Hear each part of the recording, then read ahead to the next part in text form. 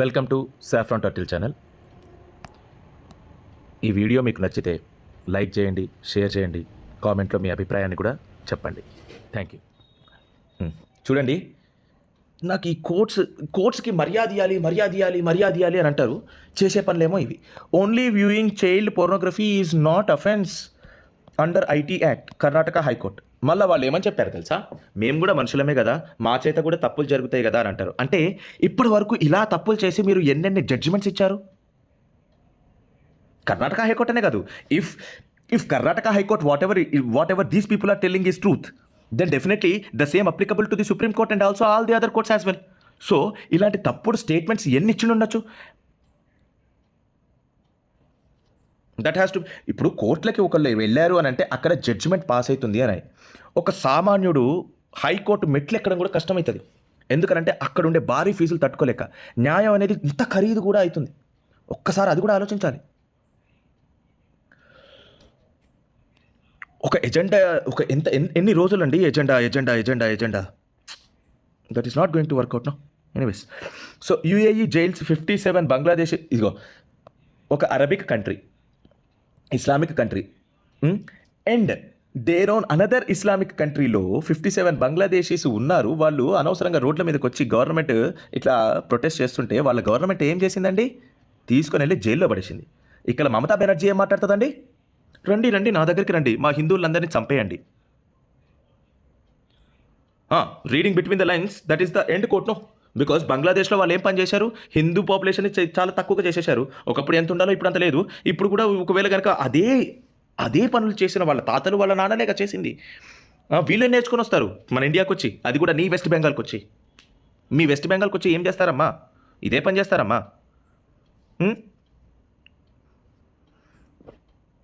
ఇలాంటి వాటిని సపోర్ట్ చేసేది ఓవైసీ. ఇక్కడ మనోడు ఉన్నాడు, ఆయన ఏం చేస్తాడంటే రోహింగ్యాలు నా దగ్గరికి రావాలి, నా బలం పెరగాలి, నా ఓట్లు కావాలి, నేను ఎంపీ కావాలి, నెక్స్ట్ ఆ తర్వాత పీఎం కూడా అవ్వాలి.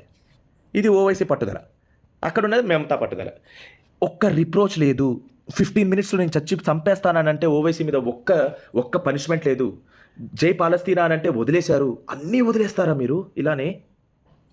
అంటే వాళ్ళు వదిలేస్తారు, మిగిలిన వాళ్ళని పట్టుకుంటారు, హిందువులు ముఖ్యంగా. ఇది మీరు చేసే పని. So, these are some of the things that need to be discussed for a little while. 44-year-old ban on government staffers joining RSS lifted. మంచి వార్తనే కొంచెం వరకు. Which was unnecessary. మీరు బ్యాన్ తీయకపోతే వాళ్ళకు ఉద్యోగాలు దొరకవా? కొంతమంది కామెంట్స్ చేశారండి, ఇప్పటి నుంచి అయితే కనుక అక్కడ స్టాఫ్లో కూర్చునే వాళ్ళు ఇప్పటి నుంచి కాకి చెడ్డీలన్నీ చూపించండి మీవి, గవర్నమెంట్ ఆఫీసుల్లో కూర్చున్న ఆర్ఎస్ఎస్ భక్తులారా అని అంటున్నారు. 44 ఇయర్గా ఒక ఆర్గనైజేషన్ ఏ తప్పులు చేయకుండా, ఏదైనా ఫ్లడ్స్ వచ్చినప్పుడు, ఏదైనా వార్ వచ్చినప్పుడు, ఎక్కడైనా కానీ if there is any big disaster which is happening, it is helping by itself. వచ్చి దానంతటది కష్టపడి పనిచేస్తుంటే 44 ఇయర్స్కి మన ప్రభుత్వానికి కళ్ళు తెరిచినారు. ఇప్పుడు కళ్ళు తెరిచినారు. Anyways, what are some important things RSS has done?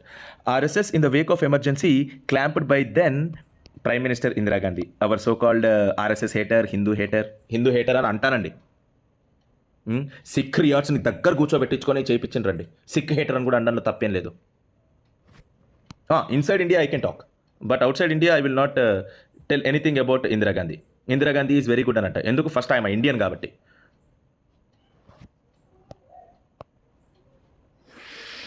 Okay, ఇండియాలో ఉన్నంత వరకే ఒకళ్ళ మీద ఒకళ్ళ కాంట్రవర్సీస్, ఒకళ్ళ మీద ఒకళ్ళు అనుకోవడం. ఇండియా బయటికి వెళ్ళిన తర్వాత సుప్రీంకోర్టు అన్నిటికంటే మంచి కోర్టు, ఇండియన్ సుప్రీంకోర్టు కంటే గొప్పది ఏది లేదనంట. Be like that. ఆ తర్వాత ఇండియన్ కాన్స్టిట్యూషన్ కంటే గొప్పది ఏది లేదంటాను. ఆ తర్వాత ఇంకా ఏమంటారు, ఇండియన్ పిఎం కంటే గొప్పదేవారు. ఈవెన్ రాహుల్ గాంధీ ఒకవేళ పిఎం అయినా కానీ, even by any case if he becomes any prime minister, కలియుగం కదండి, ఏమైనా జరగచ్చు. So if he becomes prime minister, then also I will tell Rahul Gandhi is a good prime minister అని. బయట వాళ్ళకి అది దేశం బయట. దేశం లోపల ఇలానే ఉండాలి, దేశం బయట అలా ఉండాలి.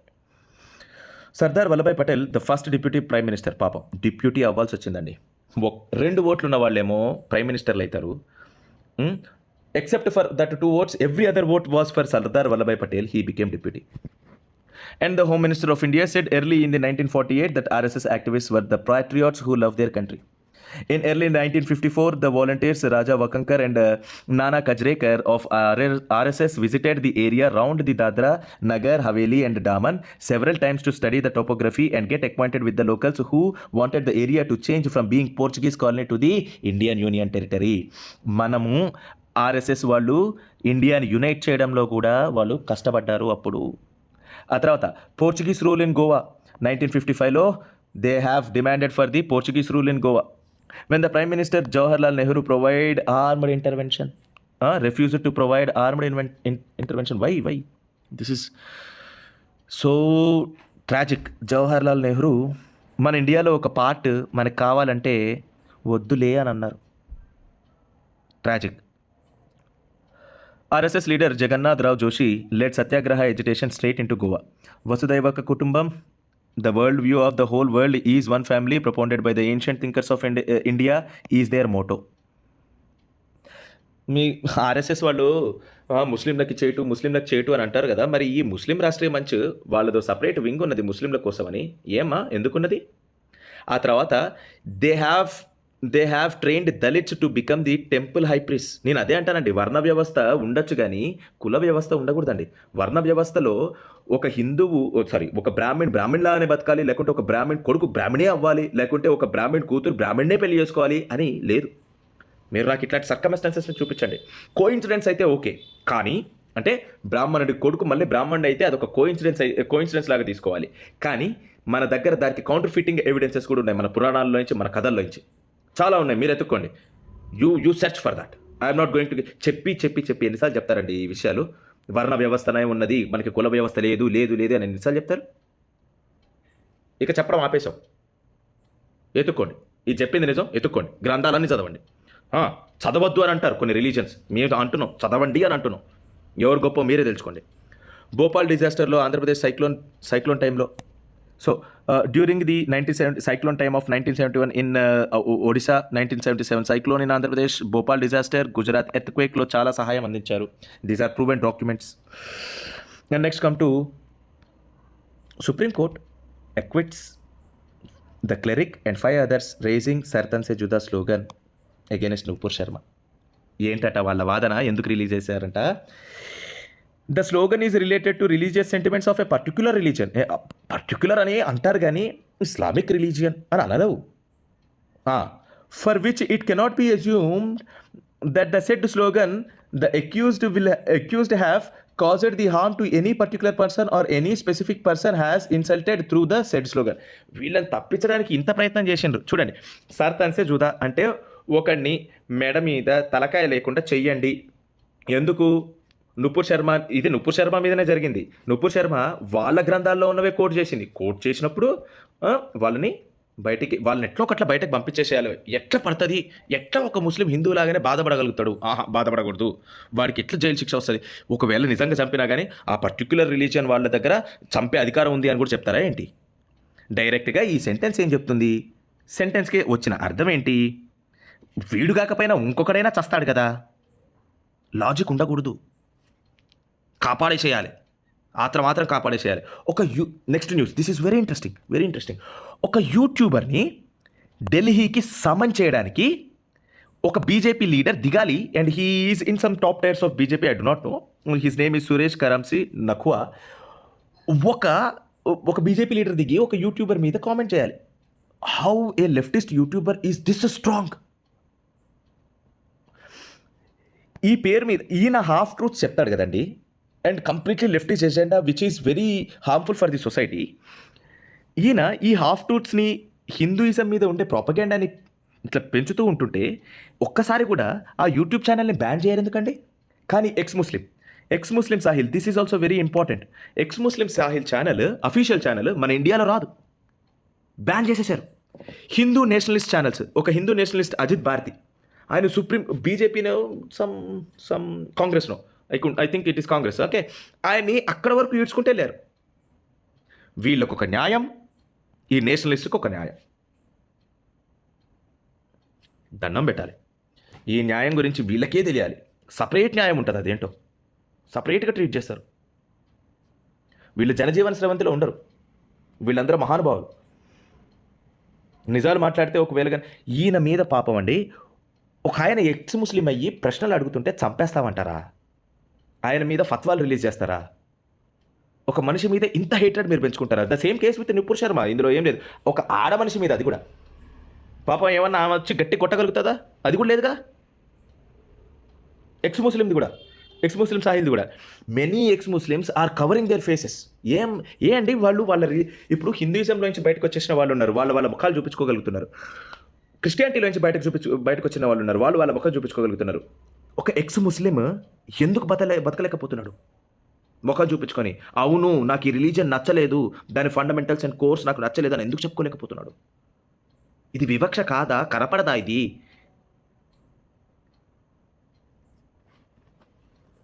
ఇంత గుడ్డితనం ఏంటో నాకు అర్థం కావట్లేదు. Only God should know. Rahul Gandhi call the examination system fraud. మళ్ళీ ఎస్సీఏ అంటది there is no systematic breach అని. మరి రాహుల్ గాంధీకి ఒక కంటెంప్ట్ ఆఫ్ కోర్ట్ వేయచ్చు కదా, వేయరు. అది లేదు. చిల్కూరు బాలాజీ గుడి దగ్గర ఒక హార్స్ స్టేబుల్ అండి. అక్కడ ఉన్న స్థానిక హిందువులు అందరూ అంటూనే ఉన్నారు, అదొక హార్స్ స్టేబుల్, మస్జిద్ కాదు, దాన్ని మస్జిద్ చేయాలని చెప్పేసి ఎంతో కోరుకుంటున్నారు. మస్జిద్ చేసిన తర్వాత అక్కడ వక్ఫ్ బోర్డు వాళ్ళు వచ్చి అదొచ్చి ఇదొచ్చి ఆ టెంపుల్ ఎట్లా ఒకట్లా కూల్చాలి. ఎందుకు ఇంటాలరెన్స్ ఉంది ముస్లిమ్స్కి హిందూస్ మీద? Why this intolerance? ఒక బిల్ ఖచ్చితంగా ఉండాలి, ఒక యాక్ట్ ఖచ్చితంగా ఉండాలి. Hindu protection act and Hindu protection bill. ఒక్కసారి హిందూ ఒకటి క్లెయిమ్ చేసిన తర్వాత then there is no need for any other religion to come and poke their noses in to it. అది ఇల్లు అవ్వండి, టెంపుల్ అవ్వనియండి.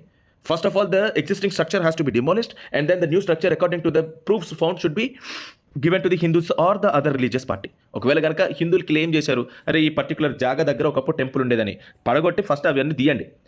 తీసిన తర్వాత ఒకవేళ కనుక అది హిందువులది అని తేలితే హిందువులకి ఇచ్చేయండి. అక్కడ హిందువులది ఏది తేలకపోతే కనుక అది ఏ రిలీజన్ ఉందో ఆ రిలీజన్కి ఇచ్చేసేయండి ఆ జాగాని. అట్లా కాదు, ఇష్టం వచ్చినట్టు ఆ హిందూ టెంపుల్ని పడగొట్టడమే పనిలాగా పెట్టుకున్నారు. అంత అసహనము ఎందుకు హిందువుల మీద ఈ దేశంలో? ఇక్కడ మెజారిటీ ఉన్న దేశం, వేరే చోట పారిపోలేని కూడా పారిపోలేరు కదా. ఎందుకు వీళ్ళ మీద ఇంత వివక్ష? అడిగితే టెర్రరిస్ట్ అని అంటారు, అడిగితే మతోన్మాదని అంటారు. ప్రొటెక్షన్ కోసం అడగడం తప్ప? ఒక నార్మల్గా ట్యాక్స్ పేయర్, ఒక సగటు ట్యాక్స్ పేయర్ ఇది అడగడం తప్పనే అని అంటారు. ఆ మహానుభావులు కూడా వస్తారు, ఈరోజు కాకపోయినా రేపు. Dilsukh Nagar blast Syed Maqbool dies in the Hyderabad jail after enjoying a very long life of 44 years. I will say it is a very enjoyable life. వానికి ట్యాక్స్ పేయర్ మనీ వెళ్తుంది, వానికి అన్నీ వెళ్తాయి, వాడు జైల్లో కూర్చొని ఆరాంగా తిని పండుకుంటాడు. This is my opinion, if a terrorist dies with no pain then that country have something seriously wrong going on with it. ఒక టెర్రరిస్ట్ పెయిన్ లేకుండా చచ్చిపోయాడు, జైల్లో మగ్గుతూ ప్రశాంతంగా సేఫ్ లైఫ్ అనుభవించుకుంటూ చచ్చిపోయాడు అని అంటే ఖచ్చితంగా ఆ దేశంలో ఏదో పెద్ద తప్పు జరుగుతుందని అర్థం. The mindset of that country is being corrupted. అలా చనిపోకూడదండి. అలా అంత without any pain how he could die? I don't accept this at all. Tax payers కా పెయిన్? ఆ జైళ్ళన్నీ ఎట్లా నడుస్తున్నాయండి? ట్యాక్స్ పేయర్స్ మనీ కాదా అండి అవి? లేకుంటే జైల్లో ఏమైనా కొత్తగా మనీ ఎక్కడి నుంచి ఒక్కడి నుంచి తవ్వి తీసి బయటికి తీసుకొని వస్తున్నారా? లేదుగా. ఆ జైల్స్ అనేవి నడిచేవి మా మనీతోటే కదా. మాకు రైట్ లేదా? He has to suffer a lot of pain and he has to die by injury or by what you say grievous పెయిన్లో చచ్చిపోవాలి వాడు. ఒక ఇంజురీ తోటి, ఒక కిల్లింగ్ తోటి, ఒక మ్యూటిలేషన్ తోటి చచ్చిపోవాలి. Arson attacks paralyse the French high speed rail network for few hours. ఇది ఒకప్పుడు జరిగిందండి. This is very interesting actually.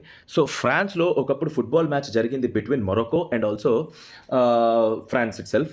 So అర్జెంటీనానా, so I could not remember the thing very clearly but it has been the headlines. అప్పుడు Islamic radicalisation వాళ్ళు they have put up the banners and then they have completely డిమోరల్డ్ the other party and then in the end the Moroccans win. అది ఒక football మ్యాచ్లో జరిగింది. Now అదే వార్త కింద among those blocked from the Olympics were the people who were suspected of Islamic radicalisation, left or right wing political extremism. Left or right wing ఎంత అంబిగ్వియస్గా రాస్తారండి దాన్ని. మీ దేశంలో కాబట్టి you have to call it as the left. ఇప్పుడు మీరు గెలిచింది కూడా బాబు లెఫ్ట్ వాళ్ళే అండి మీ దేశంలో. Or who had significant criminal records. significant criminal records. He won't tell in what area most of the criminal records will be there. ఇక ఇప్పటి నుంచి మీరు చెప్పలేరు కూడా. JEM has made a propaganda video using Saif Ali Khan photo, and then these people, Jammu and Kashmir people have told not to circulate it anymore. But నా ఉద్దేశం ఏంటంటే Saif Ali Khan video వాళ్ళ దగ్గర వరకు ఎలా వెళ్ళింది? నన్ను అడిగితే సైఫ్ అలీ ఖాన్ ఒకరోజు కూర్చోబెట్టి ఒక పర్టికులర్ ఇంటర్వ్యూ చేసి ఈ UAPA స్లాప్ చేసి he should prove that he had no contact with JEM. అది ఆయన రివర్స్లో ప్రూవ్ చేసుకోవాలి. ఆయనే ప్రూవ్ చేసుకోవాలి. నాకు ఈ పర్టికులర్ యాడ్ తోటి సంబంధం లేదు అని అయినా ప్రూవ్ చేసుకోవాలి. లేకుంటే తీసిన స్టిల్స్ అన్నిటినీ డిలీట్ చేసేయాలి. అంటే for his movie which is coming up, he has to take away those particular, if he is feeling that he is an Indian. ఒక టెర్రరిస్ట్ ఆర్గనైజేషన్ పెట్టుకున్న ఫోటోలు వీడియోలు నేను ఎట్లా వాడతాను అని సిగ్గు తెచ్చుకొని, అని పౌరుషం తెచ్చుకొని, ఇంకొక కొత్తగా డబ్బులు పైన పర్వాలే, కొత్తగా ఆ పర్టికులర్ సీన్స్ అండ్ పర్టికులర్ ఫోటోగ్రాఫ్స్ని రీక్రియేట్ చేసుకోవాలి in a different style or in a different method. నిజంగా సైఫ్ అలీ ఖాన్కి దేశభక్తి ఉంటే చేయాల్సిన పని ఇది. ఒక టెర్రరిస్ట్ ఆర్గనైజేషన్ నీ పేరు ఉపయోగించుకుంది అని ఫస్ట్ నువ్వే వెళ్ళి ఆ టెర్రరిస్ట్ ఆర్గనైజేషన్కి ఎగెనిస్ట్గా వీడియోలు కానీ ట్విట్టర్లో ఒకటి పెడితే సరిపోదండి. న్యూస్ వాళ్ళతో మాట్లాడాలి, మీడియాలోకి వెళ్ళి సబ్మిట్ చేసుకోవాలి. నాకు వాళ్ళకి సంబంధం లేదు, వాళ్ళని నేను హేట్ చేస్తున్నాను అని చెప్పుకోగలగాలి. చెప్పుకోలేదే ఇంతవరకు, ఆ న్యూస్ బయటకు రావట్లేదు. అంటే సైలెంట్గా నాకున్న డౌట్ ఏంటంటే సైలెంట్గా సైఫ్ అలీ ఖాన్ ఏమన్నా ప్రాపగేటా అండి సపోర్ట్ చేస్తున్నాడా అనేది. సినిమా తీసేంత వరకు ఒక రకంగా తీస్తారు, సినిమా తీసి వచ్చిన తర్వాత హిందువులందరూ వేస్తానంటాడు. పెద్దసారినా రావణుడు వేషం వేశాడు కదండి, అందులో బొట్టు పెట్టుకోరా బాబు అంటే నేను బొట్టు పెట్టుకోను అనుకుంటే వెళ్ళిపోతాడు. రావణాసురుడు బొట్టు లేకుండా దిగండి అండి ఆయన. Though he has many other bad qualities ఉన్నాయి. 16 గుణాలు రాముడికి 16 మంచి గుణాలు ఎలా ఉన్నాయో 16 చెడు గుణాలు రావణాసురుడికి ఉన్నాయి. అది మారీచుడిని చంపే దగ్గర ఒక చోట వస్తుంది, మీరు కూడా చదవండి. అది ఆయన అది పైగా రాముడి గుణాలని చెప్తాడు మన మహానుభావుడు రావణాసురుడు. ఆదిపురుష్ సినిమాలో ఈయన రావణాసురుడు గెటప్ కదా, ఈయన పెట్టుకోరా బాబు తిలకం అని ఇస్తే పెట్టుకొని అనుకుంటే వెళ్ళిపోతాడు ఆ సినిమాలో. కనీసం చేసేది ఒక హిందూ మైథాలజికల్ మూవీ అని చెప్పేసి లేకుండా సైఫ్ అలీ ఖాన్ ముస్లిం రిలీజియన్ని, ఇస్లామిక్ రిలీజియన్ని సినిమాలో కూడా పోర్ట్రే చేయాలి అని అనుకుంటున్నారు. How he is integrated in to the society I could not fathom. నువ్వు ఒక మూవీలో కూడా ఒక పర్టికులర్ పాత్రలోకి వెళ్ళలేవు, ఆ పర్టికులర్ రిలీజియన్ని ఇంత హేట్ చేస్తున్నావు. How far are you fit to live in such a society where the majority will wear a tilak on their forehead? ఇది question. Actor Ejaz Khan, Bollywood second virus, once said that he would choose Quran over the constitution. మనకు అదే గొప్ప, అందులో ఏది రాసుంటే అదే చేస్తాం. మళ్ళీ ఆ వర్సెస్ ఎవరు చదవకూడదు, చదివితే చంపేస్తాం. అందులో ఉన్నది చెప్పింది కూడా అట్లా ఓవర్ కాన్స్టిట్యూషన్ ఏం చెప్తుంది? ఖురాన్ లాగానే కాన్స్టిట్యూషన్ కూడా ఏం చెప్తుంది? అట్లా చంపొద్దని చెప్తుంది. కానీ కాన్స్టిట్యూషన్ కంటే కూడా ఖురాన్ కావాలి. దేశం వద్దు, రిలీజన్ కావాలి, ఎప్పుడు అదే కావాలి. మాక్స్ హిందూ సేజ్ నారద ముని అయిపోయాయి. ఇంకా సెకండ్ న్యూస్లో ఏముంది? వీడికి ఖురాన్ ఇష్టం, దేశభక్తి లేదు, హిందువులంటే హేట్రెడ్. ఈ 3 పట్టుకొని వాడి మీద ఇంతవరకు ఒక యాక్షన్ ఉండదు. ఏమంటాడు రేపొద్దున? నాకు చాలా ఇష్టం అండి హిందువులంటే, మీరే దాన్ని తప్పుగా అర్థం చేసుకున్నారు, మీకు తెలుగు చదవడం రాదు, హిందీ చదవడం రాదు, ఉర్దూ చదవడం రాదు, అరబిక్ చదవడం రాదు, సంస్కృత్ చదవడం రాదు అని మనకి లెక్చర్లు ఇస్తాడు రేపు పొద్దున కూర్చొని. ట్విట్టర్లో జరుగుతుంది చూడండి. As of now I'm speaking, ఇదొక్కటే నాకు తెలిసింది ఈ వార్త. దీనికి నెక్స్ట్ వచ్చే వార్త, నీకు చాలా మంచివాడిని, నీకు అసలు తెలియదని ఒక షుగర్ కోటెడ్ పబ్లిక్ రిలీజ్ చేస్తాడు అనమాట. US seeks బడ్జెట్, ఇదేనండి చెప్పింది. US seeks budget allocation of 100 million to stop Pakistan's Reliance over Beijing. ఎందుకు ఆపుతారు వాళ్ళు నీ దగ్గర నుంచి పైసలు తీసుకుంటారు, చైనా దగ్గర నుంచి పైసలు తీసుకుంటారు, టెర్రరిజంని పెంచి పోషిస్తారు. మీరు ఇచ్చే పైసలు మాకు మా ఇండియన్స్కి చాలా ఇబ్బంది అవుతుంది. ఇవ్వకండి వాళ్ళకి పైసలు, బాగా ఎక్కువైనాయి. కేవలం టెర్రరిజం గురించి మాత్రమే వాళ్ళు ప్రోత్సహిస్తున్నారు. ఊపిరి పీల్చుకోగానే ఇండియా మీద హిందువుల మీదనే పడుతున్నారు. కొద్దిగా బుర్ర తెచ్చుకోండి, కొద్దిగా ఎవరైనా. అరే leave it alone, that is a terrorist state, don't give any money to that guy. ఎందుకు? వాళ్ళంతటా వాళ్ళు మారరు, వాళ్ళ ఐడియాలజీ మారదు, వాళ్ళ హేటెడ్ మారదు. How you are going to give them money? ఎందుకు ఇస్తున్నారు అసలు? What is the sole purpose of giving them the money? అడగకూడదు, సరే వాట్ ఎవర్. అడగకూడదు, అడిగినా తప్పే. తప్పు, ముఖ్యంగా అడిగితే తప్పు. నువ్వు ప్రొటెక్షన్ అడిగిన తప్పే, ఒక హిందూ పక్కనున్న పాకిస్తాన్ ఏం చేస్తుందని ఇండియన్ అడిగిన తప్పే. And still this is very beautiful USA. After all this, how you are seeking the advices, and also how you are expecting that we will be very good ally for you. నువ్వు ఎలా అనుకుంటున్నావు? వాళ్ళకి ఇన్ని పైసలు ఇచ్చి నువ్వు ఎలా అనుకుంటున్నావు యుఎస్ఏ మేము కూడా నీతో పాటు ఉంటాం? మా శత్రువుకి మమ్మల్ని చంపమని పైసలు ఇస్తున్నావు. నువ్వు చైనా అని అనుకుంటున్నావు, కానీ Pakistan was never A truthful guy for himself also. వాళ్ళ ముస్లిం దేశాలే, టర్కీ అయినా, యుఏఈ అయినా, సౌదీ అరేబియా అయినా, వాళ్ళ ముస్లిం దేశాలే పాకిస్తాన్ని అరే పోరా బాబు అని అంటున్నాయి. నువ్వెందుకు యుఎస్, నీకెందుకు ఇంత గోల? ఆ 100 మిలియన్ ఇక్కడ మా దగ్గర ఇన్వెస్ట్ చేయి. నేను అంటుంది మాకు ఇయ్యమని కూడా కాదు, వీఆర్ నాట్ బెగర్స్. మా మీద ఇన్వెస్ట్ చేయి, we will give you more products. మేము మీ కంట్రీని బాగు చేస్తాం, మా కంట్రీని కూడా మేము బాగు చేసుకుంటాం. ఆ హెల్ప్ అండ్ ఫండింగ్ మా దగ్గర ఉంటే. దీన్ని అపాత్రదానం అని అంటారు. Singapore's terrorism threat assessment. Terrorism has been elevated since the Israel Palestine conflict from 7th October. చూడండి ఎంత దారుణం అండి. సింగపూర్ ఎక్కడ, ఇజ్రాయెల్-పాలస్తీన్ ఎక్కడ? వాళ్ళ కాన్ఫ్లిక్ట్కి ఈ టెర్రరిజం పెరగడానికి, సింగపూర్లో టెర్రరిజం పెరగడానికి ఏమన్నా సంబంధం ఉందా? ఉన్నది. దట్ ఈస్ నథింగ్ బట్ ఇస్లాం. అన్నీ అలా కనెక్ట్ చేసుకుంటే వెళ్ళిపోతూ ఉంటారు. Islamist terrorism remains at the forefront in the global terrorism and threat landscape, in particular by the Islamic State that is nothing but Islamic State in Iraq and Syria. నేను ఇది పర్టికులర్గా యూట్యూబ్లో పెట్టకూడదు. ఇస్లామిక్ స్టేట్ నుంచి ఇది ఉంది. And has transited to cover the organisation. It is behind the protracted insurgency in Iraq and Syria while maintaining the global terror campaign. And this is also simmering up. AQ కూడా పెరుగుతూ వస్తుందంట. So this is the news for this week. I hope you have enjoyed this review of my news. So please support, share, like and comment. And if you have anything to say, my comment section lo feel free to give your suggestions. Thank you. Jai Shri Ram. Bharat माता की जय.